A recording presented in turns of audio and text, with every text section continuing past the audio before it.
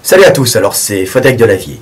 Alors aujourd'hui je voudrais faire une petite vidéo suite à l'actualité bien triste qu'il y a eu en Europe, alors chez nos voisins les Belges qui ont été touchés par des attentats comme nous avons été touchés précédemment.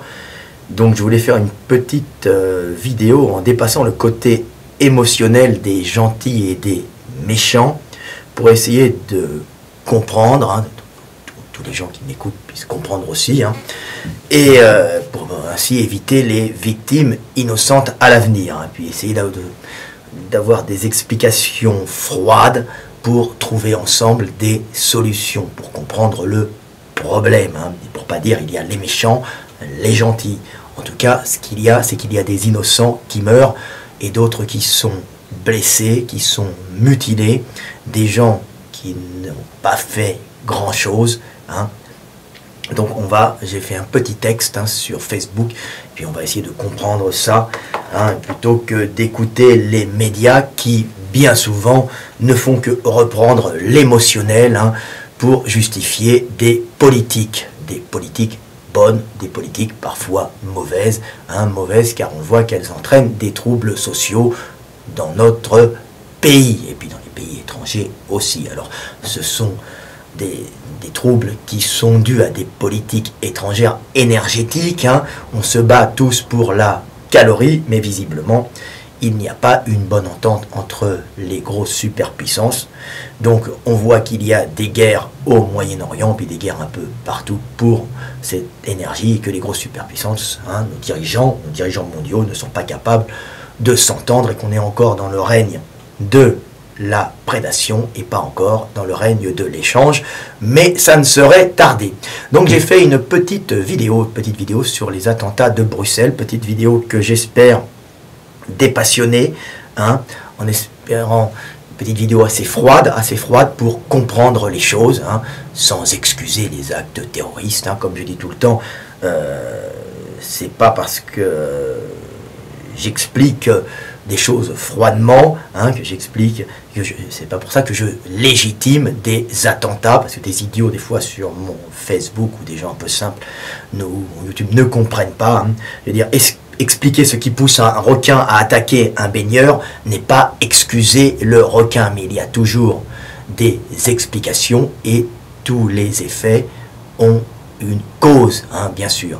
Donc on va essayer de détricoter tout ça, on va essayer de démêler tout ça pour comprendre un peu le problème, et surtout comprendre le problème dans notre pays, car comme je l'explique toujours, le gros problème vient de notre structure sociale. Alors on pourrait continuer, nos superpuissances pourraient continuer à piller le monde sans qu'il y ait d'attentats en Europe par exemple. Pourquoi? Parce que les attentats en Europe sont générés par des Européens, si vous remarquez, ou par des habitants de l'Europe d'origine, effectivement, du Maghreb, musulmane, mais à la base, ce sont des Européens qui pratiquent des attentats contre des Européens, des gens de l'ordre.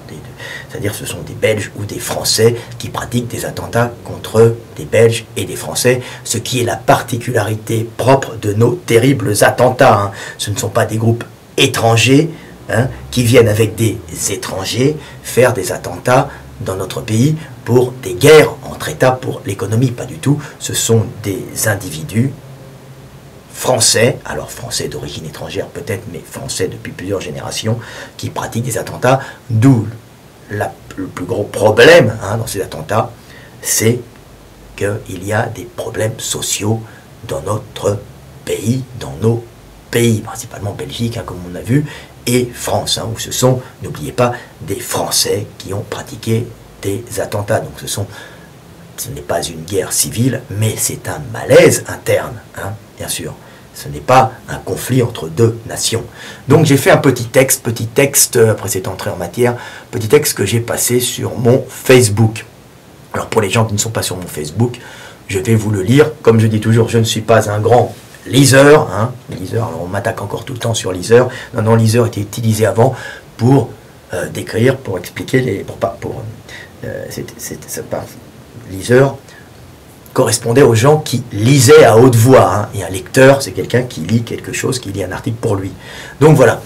Donc, petit texte. Alors, petit texte sur les attentats. Alors, les attentats de Bruxelles. Alors, le terrorisme en France et en Belgique n'est pas tant dû aux guerres entre superpuissances économiques pour les énergies fossiles et leur acheminement qu'à notre système de caste et l'absence de méritocratie et de reconnaissance du travail personnel. Ce nouveau terrorisme est principalement dû au profond malaise social de la francophonie européenne générée par le système de caste obsolète, rendant l'espoir d'une vie meilleure par le travail et les compétences acquises quasiment impossible. Dans ces conditions, il est évident qu'un musulman pauvre originaire du Maghreb, mais de nationalité française ou belge, voyant sa progression sociale impossible et son avenir terrestre limité, se renferme dans le communautarisme primaire et puisse être facilement récupéré par des groupements terroristes. Alors, tous groupements terroristes qui ont souvent le cul à l'étranger. 72 vierges et des rivières de lait acquises par le sacrifice ou le combat, ça sera toujours mieux que travailler chez McDo à vie ou vendre du shit en passant ses vacances en prison. Quand le système politique et l'immoralité qu'il représente ne donnent pas d'espoir à son peuple, celui-ci finit par tomber soit dans la dépression résignée, soit dans la folie meurtrière et la violence désespérée. C'est ainsi que notre système de caste obsolète génère d'un côté des aigris dépressifs et jaloux, gavés d'antidépresseurs, de hashish, oubliant un avenir sans avenir dans les jeux vidéo, la consommation de choses inutiles ainsi que les films et les émissions débiles. Et de l'autre côté, des révoltés, des communautaristes agressifs, pouvant être récupérés par des groupements terroristes aux ordres de puissances étrangères. Si notre système socio-économique reconnaissait le travail et le mérite, les hommes ne sombreraient pas dans la violence et ne seraient pas récupérés par des organisations terroristes.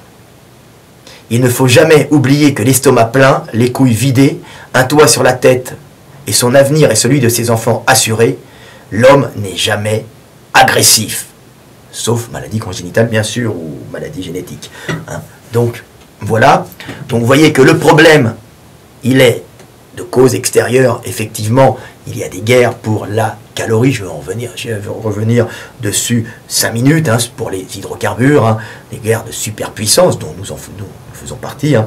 Mais le vrai problème qui génère ce terrorisme, c'est que ce terrorisme recrute dans notre pays même, et un pays uni, nationaliste, avec des communautés qui s'entendraient bien, donc des communautés qui auraient un espoir de vivre ensemble et de surtout pouvoir progresser. L'homme est fait pour le combat, mais aussi l'espoir d'une vie meilleure.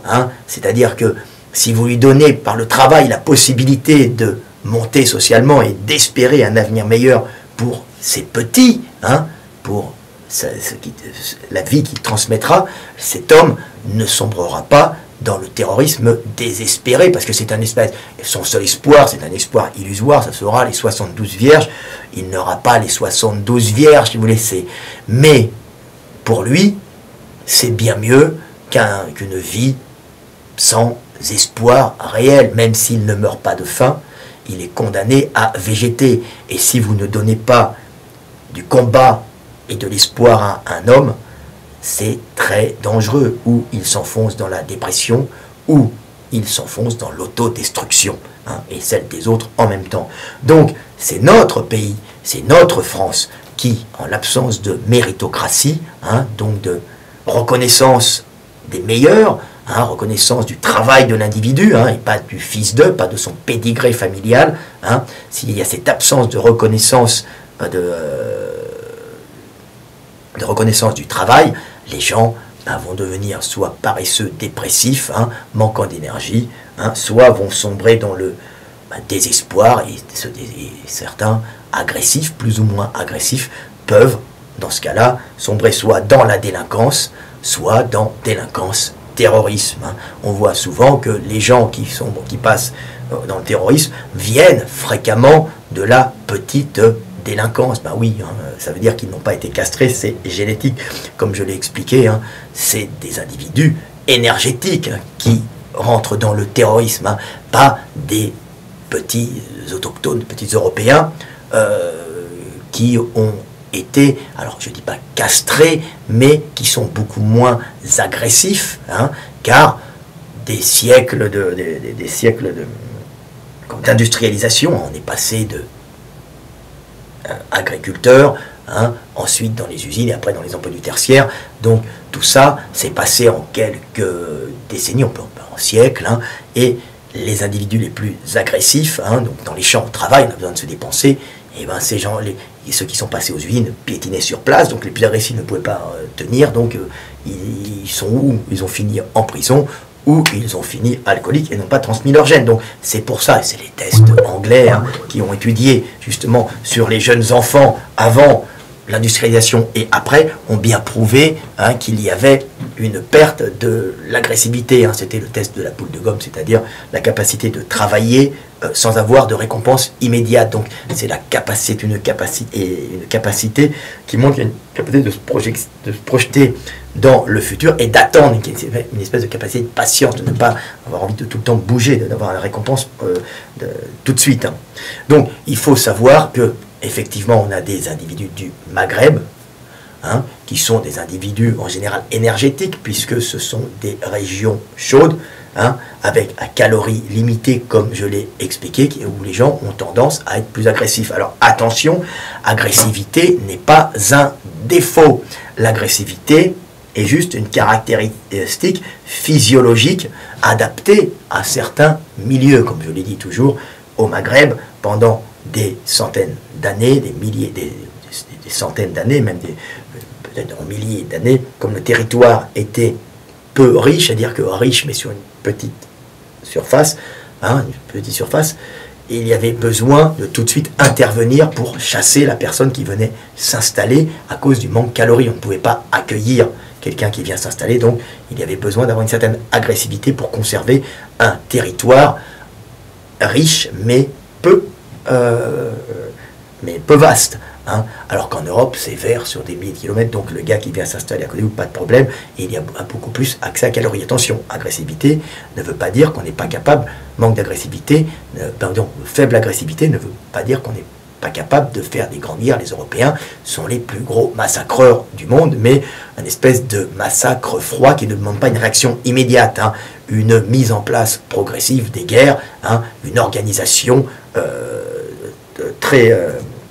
une organisation du combat, une organisation de la mise à mort en Europe, hein, alors qu'au Maghreb, c'est beaucoup plus de la réaction rapide, hein, à la base, des milliers d'années, pour évincer quelqu'un qui viendrait passer, qui viendrait s'installer à côté de chez vous. Donc ça fait des génétiques différentes. Alors effectivement, je réponds à ça parce que j'ai quelques nationalistes primaires sur quelques identitaires primaires qui sont sur mon Facebook, hein, qui viennent des fois, ou mon YouTube, qui viennent des fois avec des relents de racisme que je comprends, hein, mais il faut leur expliquer justement que ces gens-là, hein, s'ils sont agressifs, s'ils sont violents, si on a des terroristes maghrébins, ce n'est pas parce qu'ils sont musulmans, hein, ce n'est pas parce que ils sont maghrébins, donc en général des gens énergétiques un peu plus agressifs qu'un Européen dans la réaction, hein, c'est parce qu'il y a avant tout des problèmes sociaux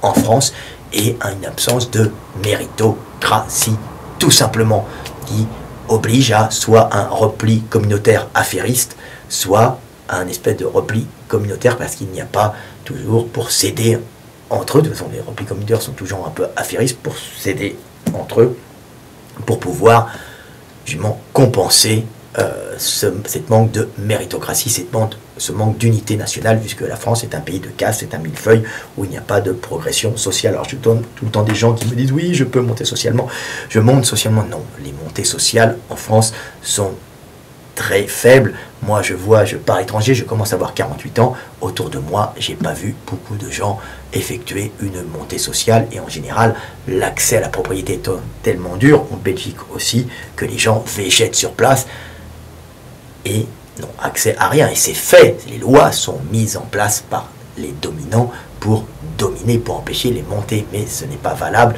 hein, et ça écrase le pays. Donc vous ne donnez pas d'espoir aux gens. S'il n'y en a pas qui montent et d'autres qui descendent, s'il n'y a pas cet espoir de combat dans la vie, de possibilité de monter, vous allez faire des désespérés. Et quand vous allez faire des désespérés, ben ces désespérés peuvent être récupérés et générer des attentats. Attentats, bien sûr, qui sont dus aux politiques de prédation de nos États, qui ne sont pas plus méchants les uns que les autres, si vous voulez, mais c'est des luttes énergétiques pour la survie du groupe. Hein. On n'est pas encore dans la bonne entente, ça va venir.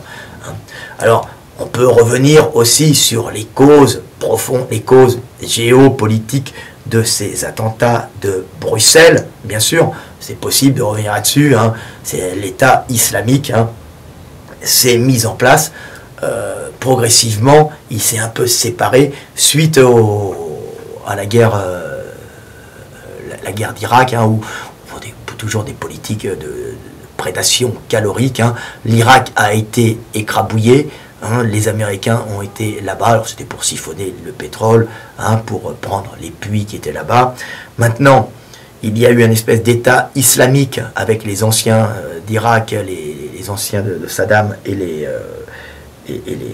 sunnites qui se sont mis en place et qui ont créé une espèce de charia. Alors au début sûrement financé un peu par les Américains, parce que les Américains financent les deux côtés toujours pour pouvoir avoir une espèce d'influence, mais qui a échappé, cet État islamique a échappé au contrôle de tout le monde, hein, et même s'il a été financé sûrement par peut-être l'Arabie Saoudite, par tous les Émirats, par derrière il doit y avoir les Américains, et comme je dis, il n'y a ni méchant ni gentil, mais il a été financé en espérant peut-être créer des passages pour les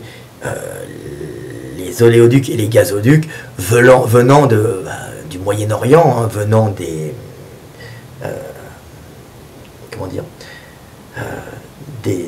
d'Arabie Saoudite, du Koweït, du Qatar, hein, passant par là. Mais bien sûr, les Russes ne veulent pas ce passage de gazoducs et d'oléoducs, hein, parce que eux-mêmes diffusent du gaz et du pétrole, leur propre gaz et leur propre pétrole, ou leur pays satellite venant des abords de la mer Caspienne. Il y a un certain doute de Sibérie, hein, comment s'appelle, d'Asie centrale, hein. Donc ce sont des luttes entre superpuissances. Donc évidemment, ils bloquent l'arrivée de ces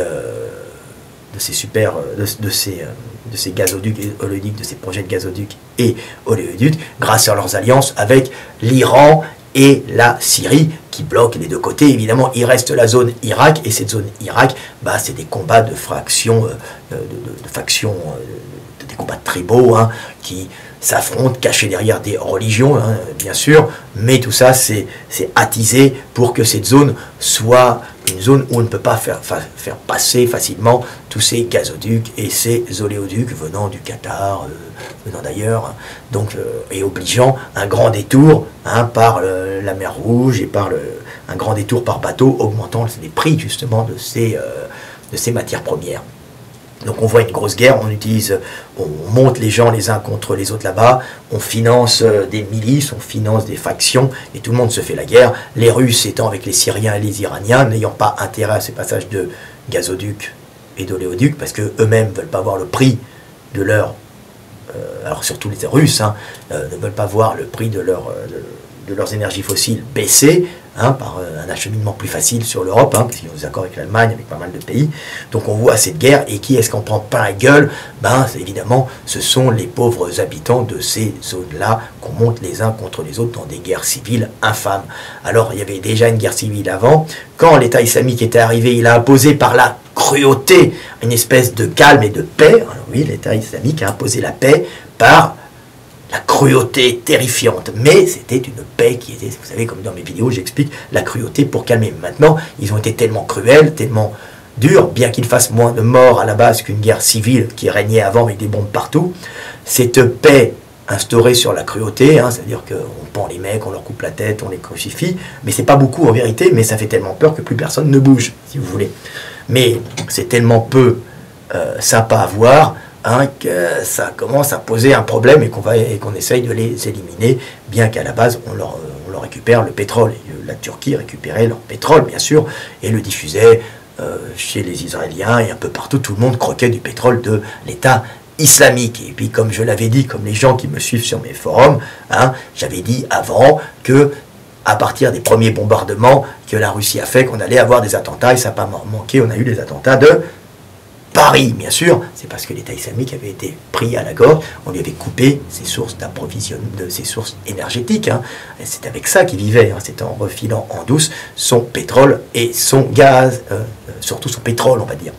Donc vous voyez, donc lui, l'État islamique, qui est une espèce d'approche d'État religieux, sunnite, accueillant des gens du monde entier, hein, une espèce de méritocratie au sein de la cruauté. Hein, il faut le savoir, l'État islamique est une méritocratie, mais est une méritocratie basée sur qui basait sa stabilité sur la revente en douce aux superpuissances de son pétrole, et surtout pour éviter les guerres entre factions, la cruauté horrible. Hein. Vous avez bien vu les images de mecs qu'on noyait devant tout le monde dans des piscines, les gens décapités sur place au couteau, hein, dans des films. Alors tout ça, c'était pour que les gens n'aient pas envie de venir chez eux. Mais c'est affreux, hein, mais c'est très primitif. Hein, vraiment, on était mais là, ça avait stabilisé un petit peu. Alors n'oubliez pas que je ne légitime rien du tout.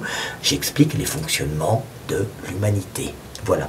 Donc maintenant, on a des guerres, alors, et on a cet État islamique qui a des cellules un peu partout, hein, pour essayer de faire des pressions des fois. Alors, qui avait été financé au départ par les autres États, par les superpuissances comme l'Amérique, hein, via l'Arabie Saoudite, via le Qatar, le Koweït, tout ça, bien évidemment. Mais ils avaient été financés simplement pour contrebalancer tous les autres, parce que le but c'est de financer les deux côtés. Quand il y en a un qui prend le dessus, eh ben, on se met avec celui qui prend le dessus, et comme ça, on finance les factions des deux côtés. Hein, comme ça, celle qui est au pouvoir, on lui dit t'es à nos ordres, on finance plus celle d'à côté. C'est une base pour régner. Hein. Il n'y a ni méchant ni gentil, juste des guerres économiques, des guerres pour les énergies fossiles. Mais bien sûr, il faut savoir que ça va bientôt se terminer, car l'Amérique est en train de revenir, hein, de réindustrialiser pour éviter les troubles sociaux lors de l'effondrement du dollar. Il y aura un effondrement du dollar, bien sûr, parce qu'on voit apparaître une monnaie eurasiatique, hein, qui arrive avec l'alliance Russie-Chine, l'alliance Russie-Allemagne, hein, avec encore en Europe quelques dissensions entre les pro-américains et ceux qui commencent à être pro-russes, sans le dire, comme les Allemands.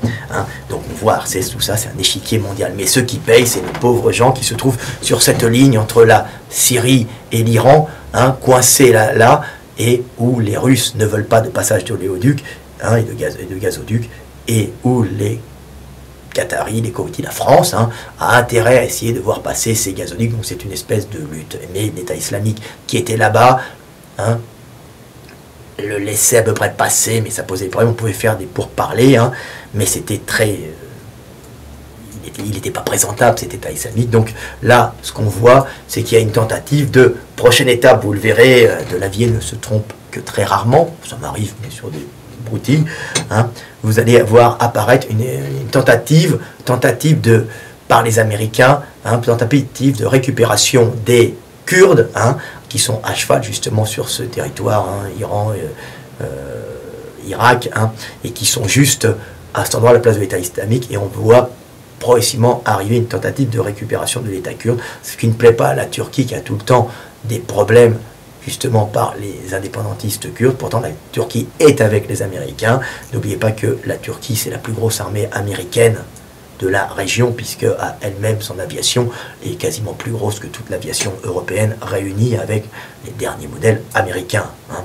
Donc il faut le savoir, hein. Donc la Turquie, c'est au niveau en tout cas de l'armée, hein, de l'aviation, c'est l'Amérique. Hein. Donc on voit un problème entre la Turquie, qui n'aime pas les Turcs, ont des problèmes de sécession, des problèmes d'État turc qui veut être indépendant, et on voit aussi les Amériques qui, malgré qui est avec la Turquie, essaye de faire naître un État kurde pour remplacer cet État islamique qu'on essaye de dégager, hein, bien sûr. Mais c'est très dur. Donc tout ça pour passer des gazoducs et des oléoducs. Donc vous voyez, c'est une espèce de guerre pour l'énergie, hein, de nous, hein, les Français. On est avec le Qatar. Hein, on a bien vu que le Qatar est très implanté en France, via les clubs de foot, il y a tout ça. Hein, et on traite aussi avec l'Arabie Saoudite, tout ça, et que ça serait un intérêt de faire passer tous ces gazoducs et ces oléoducs par cette région. Donc on voit que c'est des guerres de superpuissance, hein, et qu'on voit que la Russie bloque tous ces passages.